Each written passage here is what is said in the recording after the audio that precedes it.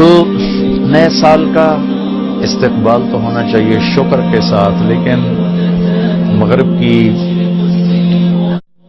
آندھیوں نے ہمارے بہت سے چراغ بجھا دیے، اور ہم بھی اس رات کو اس طرح مناتے ہیں جیسے وہ مناتے ہیں جن کے سامنے نہ جنت ہے، نہ جہنم ہے، نہ آخرت ہے۔ وہ تو بیچارے معذور لوگ ہیں، انہیں پتہ ہی کوئی نہیں۔ یعلمون ظاہرا من الحیات الدنیا وہم عن الآخرۃ ہم غافلون۔ انہیں آخرت کا پتہ نہیں، صرف یہی دنیا کو جنت بنانے کے چکر میں ہے۔ لیکن ان کی نقل میں ہماری نسل بھی راتوں کو اٹھ کر 12 بجے کیا کیا کیا کیا نافرمانیاں کرتے ہیں۔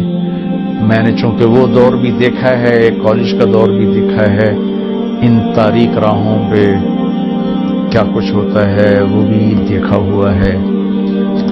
تو میں بہت عرصے سے، میں 31 رات کو جاگتا ہوں، ٹھیک 12 بجے میں ایک دم اللہ کی بارگاہ میں سجدے میں گرتا ہوں، نفل پڑھتا ہوں، اور اس وقت میں کہتا ہوں یا اللہ، تیرے محبوب کی امت کے جتنے نوجوان یا جتنے بڑے چھوٹے مرد عورت اس وقت نافرمانی کر رہے ہیں، تو انہیں اپنے فضل سے معاف فرما دے۔